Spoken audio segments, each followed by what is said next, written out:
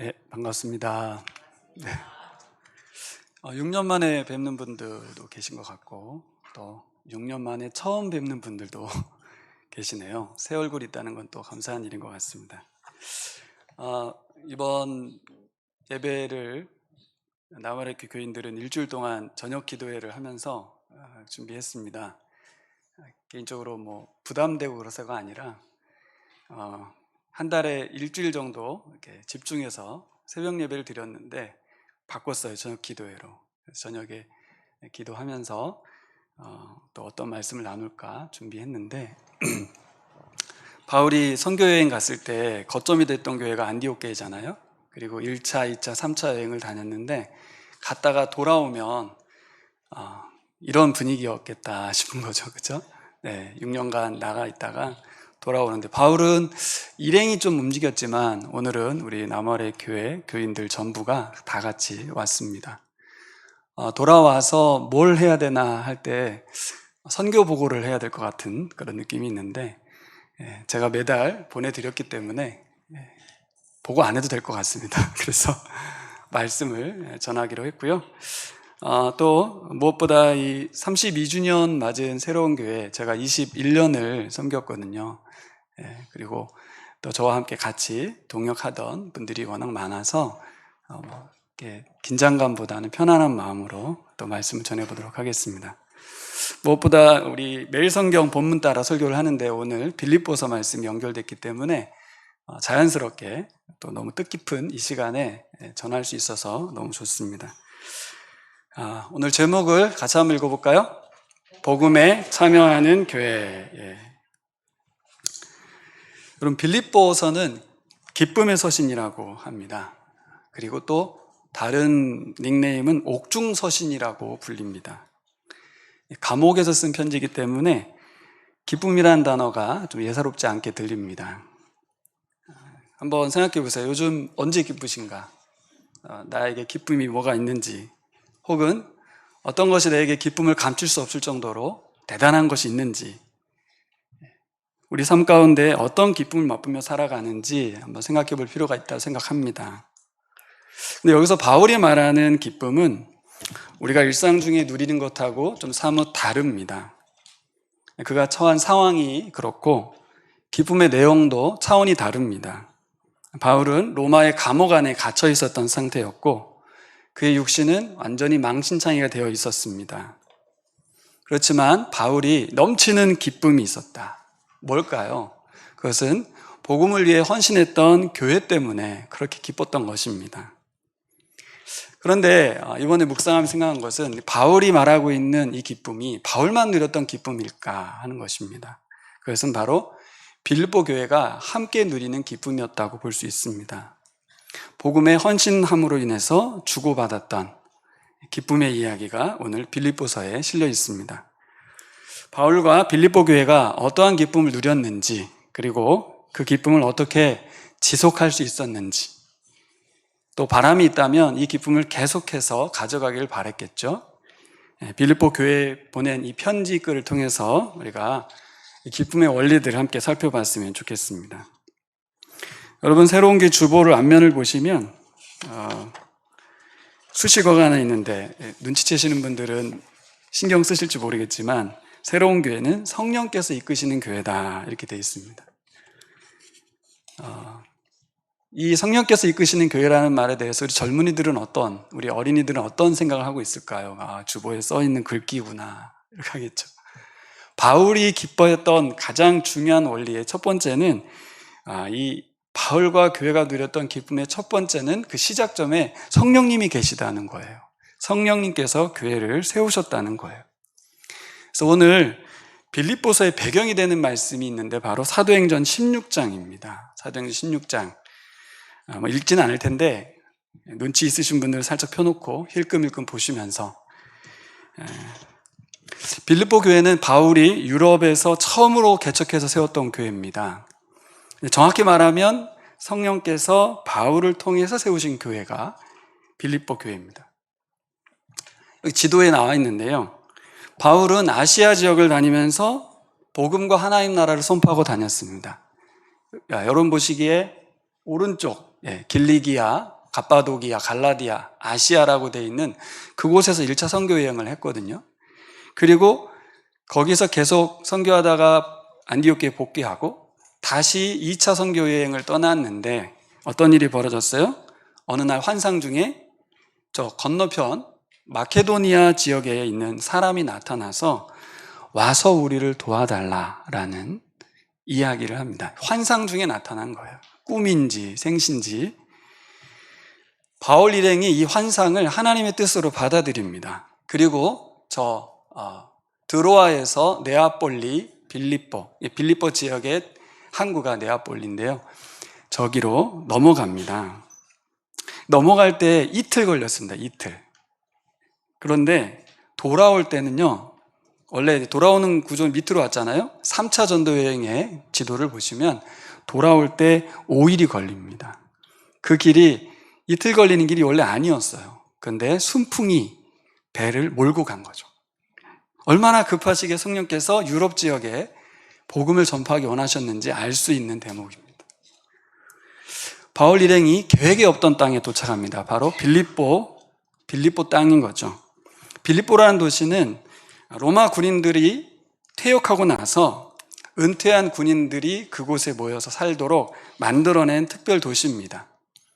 혹시나 있을지도 모르는 퇴역한 군인들의 반란을 잠재우기 위해서 로마에서 가장 먼 땅에다가 특별히 도시를 세운 겁니다. 그래서 작은 로마라고도 불렀고 제2의 로마라고도 불렸다고 합니다. 이 도시에 사는 사람들은 매우 강하고 투철한 로마에 대한 충성심을 가지고 있었던 것이죠. 제2의 로마라는 특권의식과 자부심이 대단했던 도시에서 바울이 첫 발을 내디뎠을 때 그때를 한번 생각해 봤습니다. 그 바울의 심정이 어땠을까요? 기대감이 컸을까요? 아니면 막연함, 막막함이 컸을까요? 과연 이 도시에, 이 로마와 같은 이 도시에 회심자가 생겨날까? 로마 제국을 향한 이 강한 충성심이 그리스도께로 옮겨질 수 있을 것인가?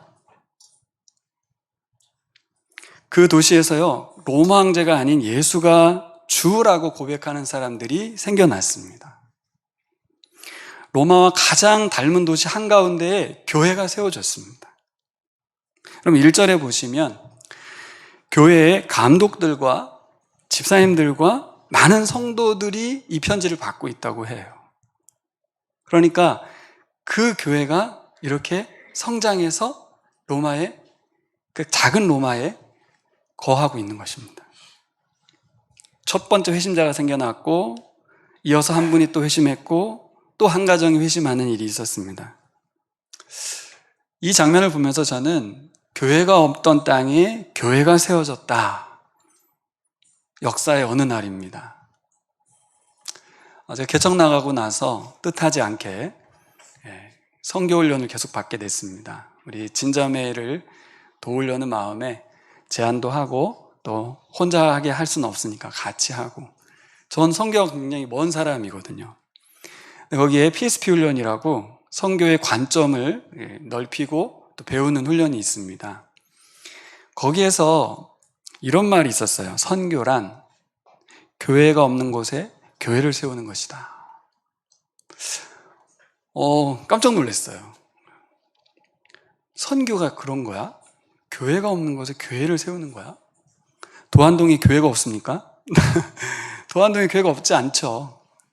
그런데 그곳에서 우리가 생각지도 못하고 예상치도 못했던 막연했던 출발 가운데 한 분이 회심을 하고 결혼도 하고 아이도 낳았어요. 또 한 분이 회심하고 또 복음을 전하고 인생이 바뀌고. 만약 우리가 개척하지 않았더라면 일어나지 않았을 일들인 거죠. 그래서 이 결론을 뭘로 질 수 있습니까? 성령께서 하신 일이죠. 이게 사람의 계획으로 되지도 않았고 시작은 되게 막연합니다. 어제 저희 친형님께서 세종에 개척을 했거든요. 한 10몇 년, 거의 15년 가까이 담임 목회를 하다가 개척을 시작했는데 시작이 되게 막연합니다. 무슨 일이 일어날까? 어떤 상황이 벌어질까? 모르죠. 그런데 우리는 오늘 6년 차에서 오늘을 맞고 있는 줄 믿습니다.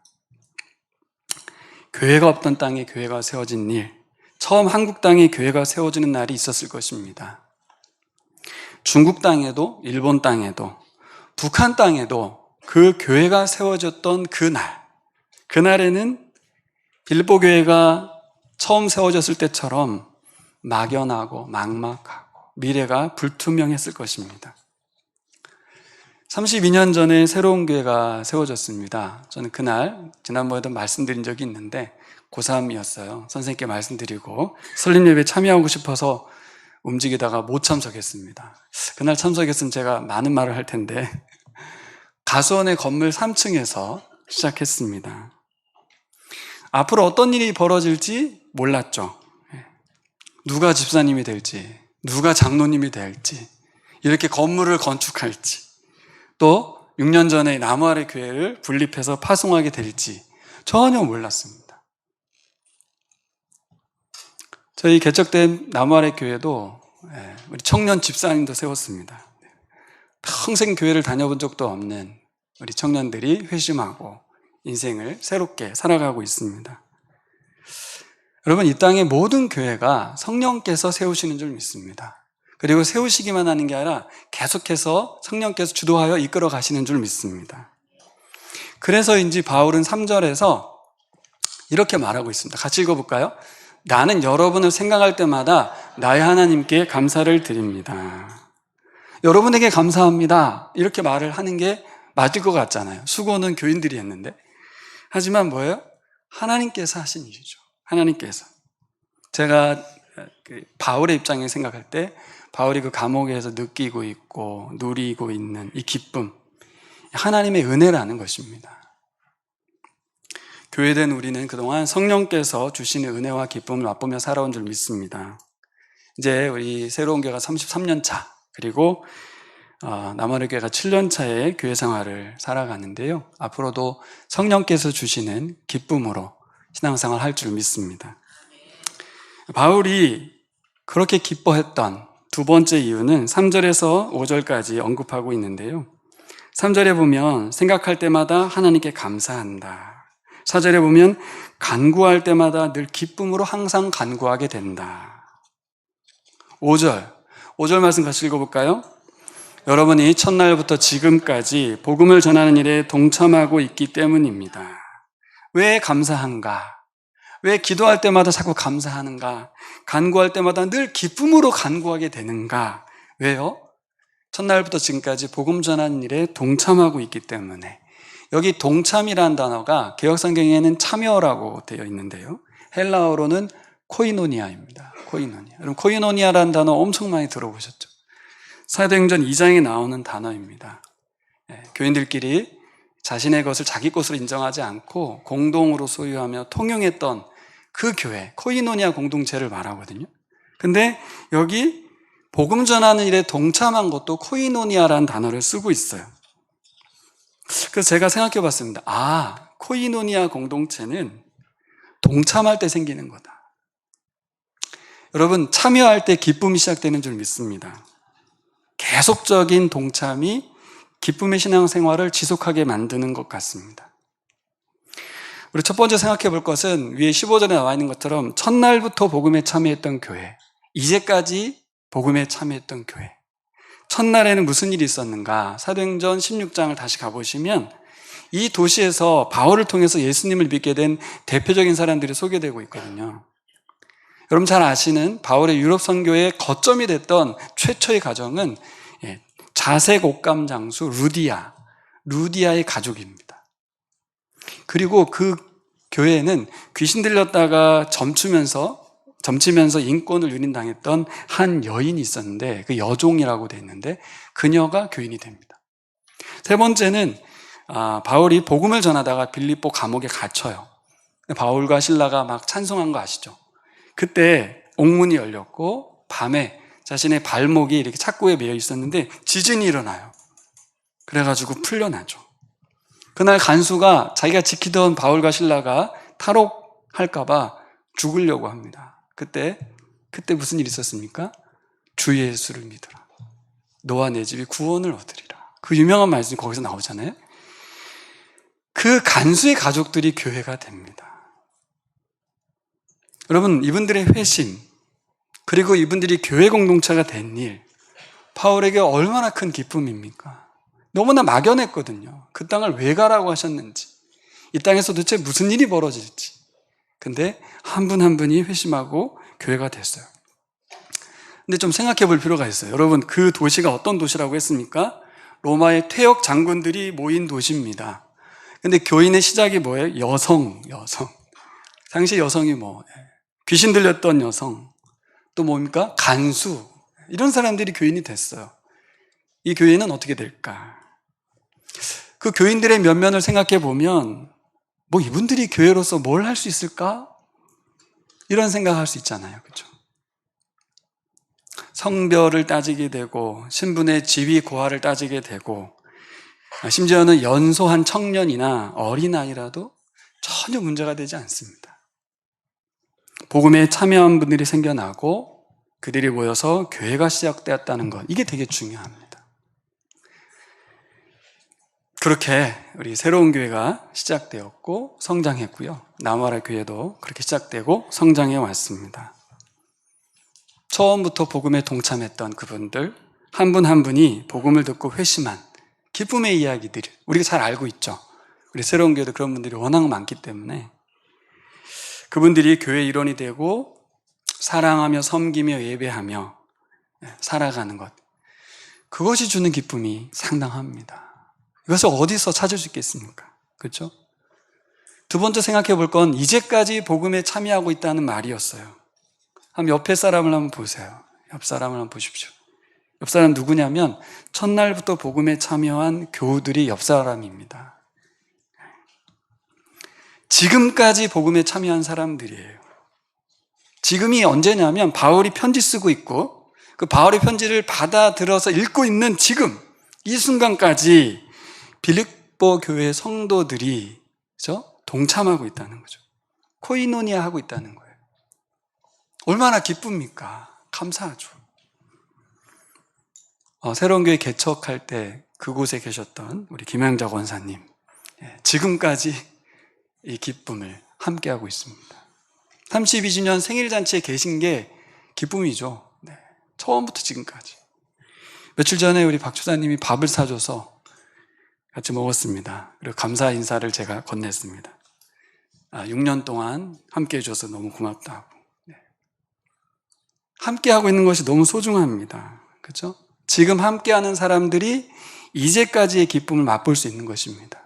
한때의 기쁨이 아니고 여러분 끝까지 주님 오실 때까지 동참하시기를 바랍니다. 그러면 계속되는 기쁨을 맛보시게 될 것입니다. 그러면 이제까지 어떻게 복음에 동참했는지를 7절에 써놨거든요. 7절 같이 읽어볼까요? 여러분 모두는 내가 갇혀있을 때나 복음을 변호하고 입증할 때에 내가 받은 은혜에 동참한 사람들입니다. 선교사 바울 일행을 위해서 헌금을 모아서 후원하고 기도에 동참했습니다. 특별히 바울이 감옥에 갇히게 되고 죽을 것 같다는 소식이 들리면 사람들은 포기하잖아요. 이제 끝났어. 각자 제 길을 가자. 그게 아니고 포기하지 않고 감옥에도 편지 보내고 기도하고 또 뭐 했습니까? 바울이 복음을 전하지 못하니까 자신들이 열심히 복음을 전했습니다. 특별히 이들의 헌금이 도착한 것에 대한 감사 때문에 이 빌립보서를 썼거든요. 너무 감사하다고. 왜냐하면 이들이 보낸 헌금이 그들이 헌금 보낼 수 있는 분들이 아니었어요. 힘들고 어렵고 기근이 오랜된 상황에서 그 어려운 상황에서도 돈을 모아가지고 바울에게 보냈거든요. 그러니 기뻐하고 감격하지 않을 수 없는 거죠. 특별히 바울의 해석은 그겁니다. 이들의 헌금이 뭐냐? 자기 자신을 위한 헌금이 아니다. 누구를 위한 헌금입니까? 예수 그리스도를 위한 헌신이라고 본 거예요. 그게 복음에 동참한 것이죠. 얼마나 기쁩니까? 돈이 와서가 아니고, 돈이 와서도 좋겠죠. 하지만 돈이 와서를 넘어서 그 돈이 무슨 돈이냐? 예수님께 그들의 삶을 드린 거라는 것이죠. 돌아보면서 우리 처음 6년 전부터 지금까지 우리 새로운 교회가 우리 남아래 교회를 위해서 시작부터 지금까지 기도해 주시고 또 계속해서 후원해 주셔서 또 동참해 주셔서 감사를 드립니다. 또 우리 교회는 제가 아는 몇 면에서 형편이 어렵고 힘드신 가운데서도 복음 사역을 위해서 계속 동참하셨어요. 2013년부터 우리 보라 캠프가 시작됐거든요. 25년이니까 상당한 시간 동안 가정을 열어서 우리 청소년들에게 복음을 전하는 일에 온 교우들이 함께 하셨고, 또 목회자 세미나를 계속 열어서 섬겼습니다. 이 일에 이 새로운 교회가 계속 사역해 왔습니다. 여러분, 현재 해외 선교사님들도 그렇고 국내에 있는 이주민 사역자들도 그렇고 많은 교회들이 보라 양육을 하고 있거든요. 근데 그냥 사용하는 게 아닙니다. 너무 감사하다고 말을 하세요. 그동안에 있었던 복음 제시법을 가지고 사용할 때는 이게 좀 약한 느낌이 있는데, 보라를 사용하면 이들이 외국인임에도 불구하고 분명하게 복음에 반응하고 회심하고 변화되고 교회가 건강해지고 그 소식을 계속 전해 듣습니다. 이 일에 동참한 분들이 여러분들이십니다. 여러분, 여기서 중요한 원리를 하나 제가 오늘 소개하고 싶은데요. 자, 7절에 보시면 이 7절에 있는 이 편지글을 읽을 때 기쁨이 넘치는 사람은 누굴까요? 바울이 빌립보 교회에게 편지 쓸 때 저기 파란 글씨로 여러분 모두는 이라고 지칭하긴 했는데요. 빌립보 교회 전체를 상대로 여러분 모두는 이라고 글을 썼지만 기쁨이 넘치고 감사가 넘치는 사람은 동참한 사람들입니다. 8절을 한번 읽어볼까요? 8절을 한번 펴보시겠습니다. 8절, 내가 그리스도 예수의 심정으로 여러분 모두를 얼마나 그리워하고 있는지는 하나님께서 증언하여 주십니다. 가슴에 좀 와닿습니까? 이 가슴 절절한 표현 아닙니까? 내가 예수의 심정으로 여러분 모두를 얼마나 그리워하는지 아냐. 하나님이 증인이다. 이 글을 읽으면서 감동받는 사람은 누굽니까? 네, 복음에 동참한 교인들입니다. 모든 교인들 중에서도 결국 그 교인에도 여러분이 계실 거 아니에요, 그렇죠? 복음에 동참한 교인들만이 그 기쁨을 누리게 돼요. 어쩔 수가 없는 거죠. 여러분, 복음을 위해 헌신할 기회가 여러 번 오거든요. 동참하시기를 바랍니다. 헌금의 기회가 생겼을 때, 기도의 요청이 왔을 때, 훈련의 기회가 주어졌을 때, 섬김의 기회가 주어졌을 때 동참한 분들만이 그 기쁨을 누리게 될 줄 믿습니다. 세 번째로 바울의 기쁨의 최절정이 있다면 바로 빌립보 교회가 직접적으로 복음 전파에 힘썼다는 거예요. 저도 개척 이후에 가장 기뻤던, 감격스러웠던 때가 언젠가 하냐면 저희 교회에 와서 보라 양육을 받고 회심한 성도가 뒤에 온 다른 교인을 양육하고 회심하고 세례받는, 그리고 또 일어났어요. 2년 정도의 기간 동안에 연쇄적으로 복음이 전해지고 또 양육되고 전해지는 일이 있었거든요. 정말 신기했습니다. 왜냐하면 이게 되네. 사실 이게 이런 일이 일어나기를 바라고 기도하는데 제자가 제자를 낳았으면 좋겠는데 그런 일이 일어나더라고요. 제가 한 게 아니잖아요, 그렇죠? 저는 그냥 복음을 전해봐요. 그냥 할 수 있는 만큼만 해보세요 했는데 하니까 복음이 사람을 변화시키고, 근데 그렇게 끝난 게 아니라 그분이 또 다른 사람을 또 가르치는 일까지 생기더라고요. 감옥에 있는 바울에게 빌립보 교인들의 복음 전파 소식이 들려왔습니다. 어떤 마음이었을까요? 특별히 바울이 갇혀있기 때문에 바울은 복음을 못 전하잖아요. 그러니까 복음 전파가 멈춰서는 것이 너무 안타까워서 우리라도 빨리 복음을 전해야 되겠다 하는 분들이 나타난 거예요. 그건 좀 이해가 되시죠? 근데 어떤 사람들은 바울이 옥에 갇힌 것으로 인해서 투기심과 분쟁으로 나섰다 이렇게 말합니다. 17절을 보면 바울에게 괴로움을 더하려고 순수하지 못한 동기로 그리스도를 전파했다.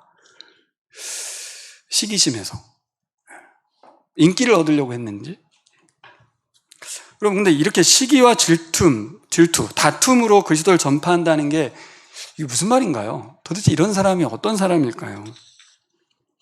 순수하지 못한 동기로 예수를 전했다? 이게 무슨 동기가 있는 것일까? 그 학자들마다 여러 가지 의견들이 있습니다. 이분을 누구라고 봐야 될까? 이 순수하지 못한 동기로 전하는 자를 예수 믿는 자라고 볼 수 있는 것인가? 복음은 전하는데 동기가 불손해요. 가능한가요? 이게 복음인데? 어떤 학자들은 이 사람들이 바울이 감옥에서 죽기를 바라는 유대인들이라고 봅니다. 근데 유대인들이 무슨 복음을 전했단 말인가 하는 거죠. 이게 또 풀리지 않는 거예요. 유대인들이 전한 그리스도는 무엇인가? 황제가 아니라 예수가 왕이다라는 거예요. 여러분 기억하시죠? 예수님이 왜 십자가에 죽으셨나요? 정치적인 반역자로 몰려서 죽은 거예요. 그러니까 그들이 바울의 말을 통해서 전하는데 뭐라고 하냐면 바울은 그리스도가 주요 왕이라고 외치고 다닌다라고 말을 하는 거예요. 그래서 어떻게 하겠다는 거예요? 그래서 바울이 감옥에서 더 고통받고 복음으로 인해서 빨리 죽었으면 좋겠다. 그들의 의도는 그겁니다. 이 학자의 의견에 여러분 동의가 되시나요? 실체는 누군지 모릅니다. 근데 빌립보 교인들은 알죠. 바울이 말한 자신이 감옥에 갇혀가지고 그것 때문에 안타까워서 열심히 전한 사람들도 있고 그렇지 않고 반대로 반대의 사람, 시기와 질투와 미움 속에서 복음을 전한 사람이 있는데 그 사람들의 실체를 빌립보 교인들은 알잖아요. 얼마나 이 말에 대해서 안타깝고 또 의아했을까 싶은 거예요. 근데 바울은 뭐라고 하냐면 이게 너무 감사하다는 거예요. 자기 죽으라고 복음 전하는데 너무 좋다는 거예요. 기쁘다는 거예요. 나를 고통스럽게 하고 죽게 하고 싶어서 그리스도에 대해서 전하는 게 너무 좋다는 거예요. 왜냐하면 전파되는 것은 그리스도다. 이렇게 말을 하는 거예요. 아, 진짜? 예? 그래서 기쁘다고? 바울이 복음에 미쳤구나. 미쳤다. 이런 생각이 들지 않습니까? 바울이 자신이 죽어도 좋다는 말을 뒤에 하잖아요. 그렇죠? 왜 이 말을 할까요? 바울이 이렇게 이야기하고 있는 이유가 있습니다, 여러분. 빌립보 교회가 처한 상황이 바울과 같기 때문이에요. 이미 빌립보 교회는 제2의 로마라는 도시에서 교회로 존재하고 있지 않습니까? 바울처럼 유대인들의 핍박과 괴롭힘이 있었고요. 또 로마의 정치적인 박해를 받고 있었습니다. 교회가 그렇습니다. 과연 그 가운데에서 그리스도가 전파되는 것을 기뻐하고 계속해서 복음을 전하며 살아갈 것인가? 진정 교인들의 기쁨이 그리스도가 전파되는 것에 있을 수 있는가? 바울은 그러길 바라는 거죠. 그럼 19절부터 21절을 같이 읽어보고 싶습니다. 한번 읽어보시겠습니다. 19절부터 21절까지 성경책 펴시고 시작. 난 여러분의 기도와 예수 그리스도의 영의 도우심으로 내가 풀려나리라는 것을 압니다. 나의 간절한 기대와 희망은 내가 아무 일에도 부끄러움을 당하지 않고 온전히 담대해져서 살든지 죽든지 전과 같이 지금도 내 몸에서 그리스도께서 존귀함을 받으시려는 것입니다. 나에게는 사는 것이 그리스도이니 죽는 것도 유익합니다. 저는 이 말씀을 읽을 때 예전에는 이게 바울 자신에 대한 소개라고만 생각을 했어요. 대단하다. 어떻게 이런 말을 하나. 근데 이번에 설교 준비를 하면서 자세히 보니까 그것도 있지만 빌립보 교인들이 나와 같이 되기를 바라는구나. 이 고백을 빌립보 교회도 하길 바라는구나. 또 이 고백을 우리 자녀들에게도 뒤에 따라오는 후속 신자들에게도 나의 간절한 기대와 소망은 어떤 상황이든 그리스도가 존귀하게 되기를 바란다. 이 말을 바울 대단해 이렇게 끝나는 게 아니라 교회가 하기를 바랍니다. 실제 이렇게 말할 만큼, 이렇게 강력하게 요청할 만큼 빌립보 교회는 복음으로 살아가고 있었거든요. 얼마나 기쁩니까? 그렇죠? 이런 말 함부로 하기 어렵습니다. 그런 말 너도 했으면 좋겠어. 가능한 분들에게 말했겠죠. 여러분, 그리스도인이란 정의를 새롭게 내려보면 그리스도인이란 여러 말이 있지 않습니까? 예수님을 추종하는 자, 따르는 자, 예수님을 닮아가는 자. 근데 저에게 가장 와닿는 표현이 이겁니다. 그리스도가 아니면 설명이 안 되는 사람. 빌립보 교회가 그랬죠.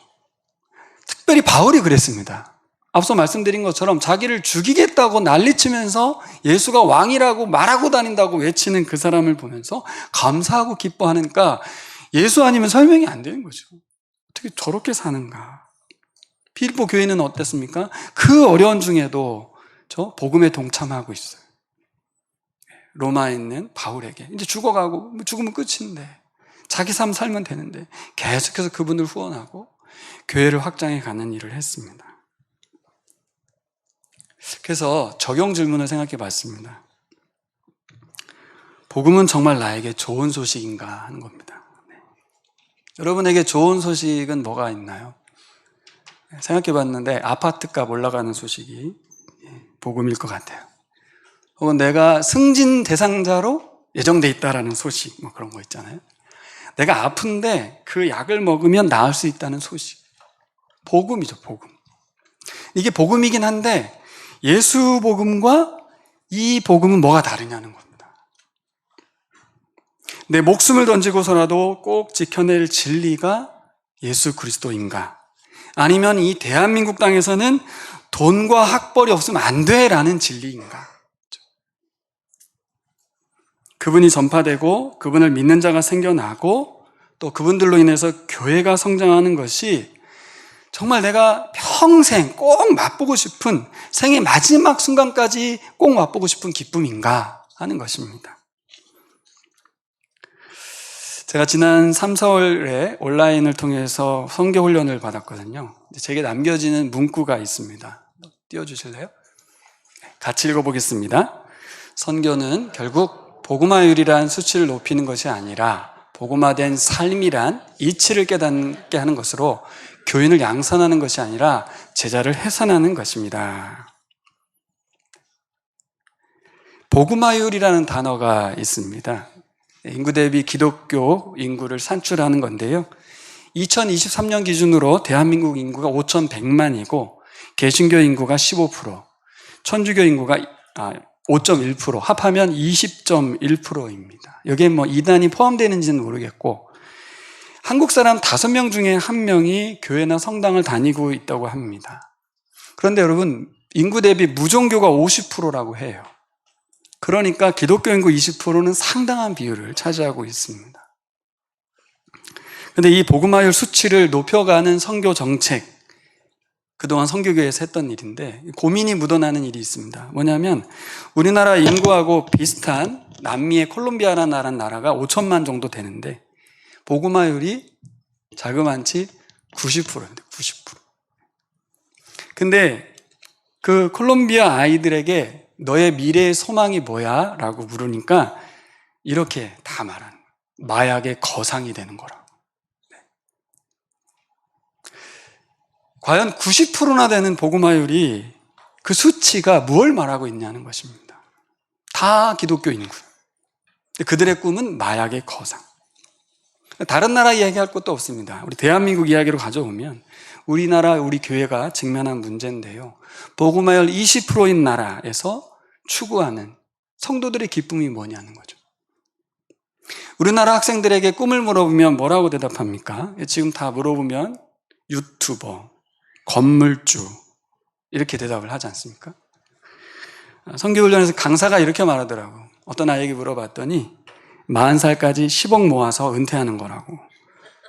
이게 꿈이라고 이야기합니다.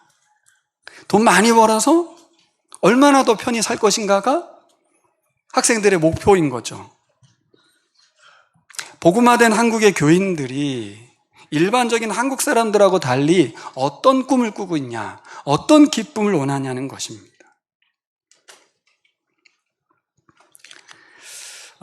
마지막으로 강사분이 예화를 들었던 이야기하고 마치고 싶은데요.